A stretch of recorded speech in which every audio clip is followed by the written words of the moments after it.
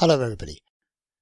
Over the next 10 minutes we'll be talking about how to bring MRI quality to the MRI-directed biopsy pathway. Here are my disclosures.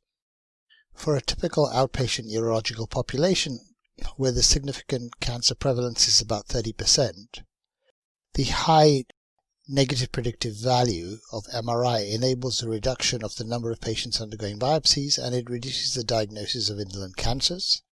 There's also a greater precision of risk stratification and an increased detection of clinically significant disease, which speaks to the rule-in ability of MRI. Now, we are all aware that the higher the clinical suspicion, the greater is the cancer detection rate. However, you can look at this data in a different way. For example, if you have a PIRADS 5 case, you can say that 25% are false positive. For a PIRADS 4 case, 54% are false positives. So if you take the prevalence of each of these categories into account, you can then estimate that about 30% of biopsy-naive men with a positive MRI in fact have negative histology or are false positives. And there are other issues with the MRI-directed pathway, including image acquisition interpretations, directing biopsies.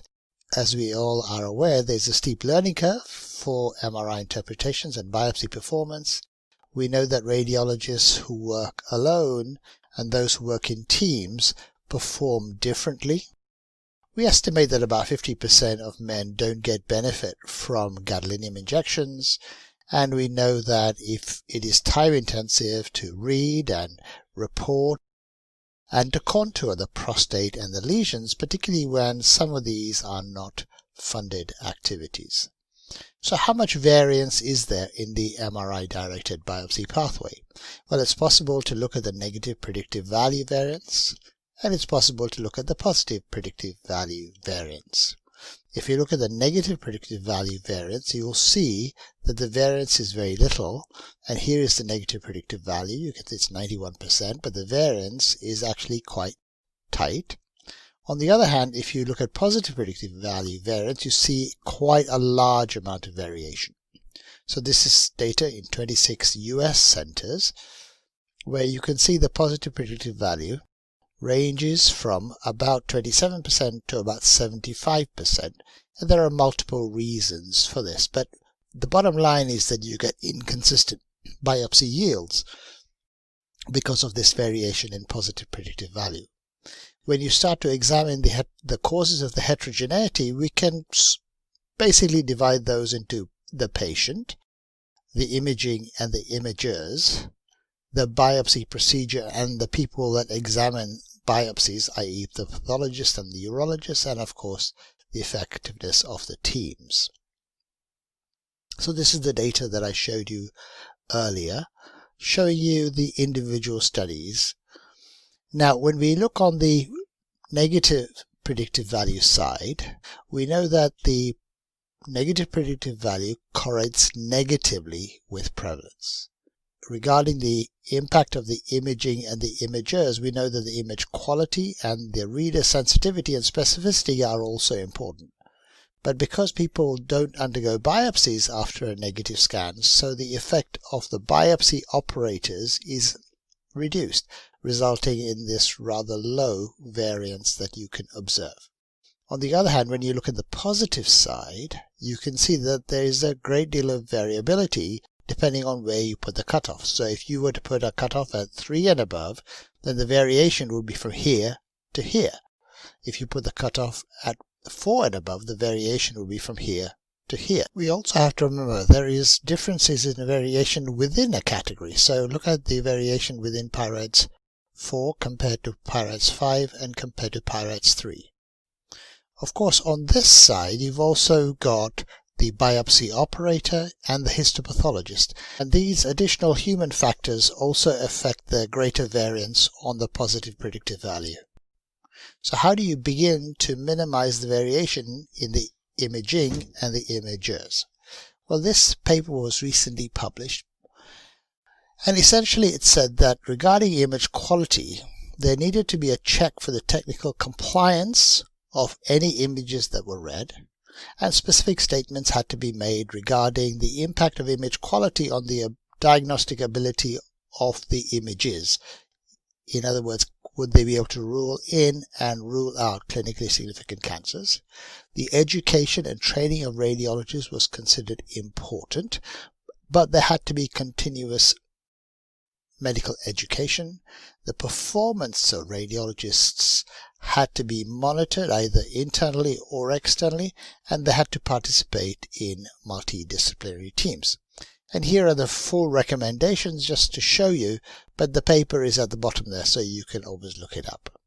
Another way of leveling up the imaging and the imagers is to automate.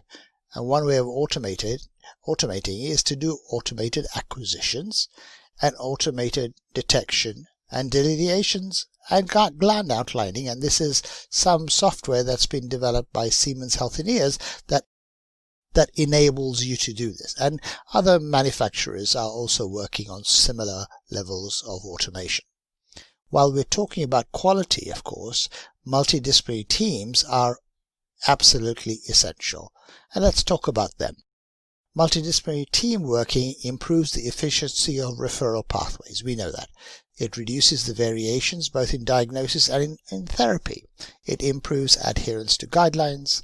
It improves the confidence of payers and patients. And of course, it's going to be integral to the accreditation process. So what's the difference between certification and accreditation? Certification is about the individual, the radiologist, the urologist, and the pathologist. Accreditation is for the service providers, in other words, the hospital or even the MDT. So accreditation evaluates the effectiveness of multidisciplinary teams who need to get a number of things right to be accredited. So let's just show you an example of some recent data showing how well multidisciplinary teams could work. And this is data from 3 hospitals in the west of London, and they aim to perform MRI reporting and biopsies on the same day. You can see that over a 3-year period they had 1,700 patients, and the mean time from GP referral to the MRI and biopsy was 9 days, with 50% of people avoiding a biopsy. Now, when they did perform a biopsy, look at the variation in the detection rates for PIRADS 3 with a high PSA density and PIRADS 5. Look at the small variations that you see between the 3 different centers. This speaks to the importance of multidisciplinary team working. We need to assure quality in a number of ways. The first thing we need to do is identify the sources of variability, and as I've said, this is related to patients, images, biopsies, and team working. We need to have measurements of these sources of variability. So that's the image quality assessments, the compliance with technical standards, the cancer detection rates, missed cancers, etc., etc. We then need to devise performance measures for the main individuals within the chain. So this is certification. The imagers, the urologists, and the pathologists. And finally, we need to think about the key performance indicators for the diagnostic units.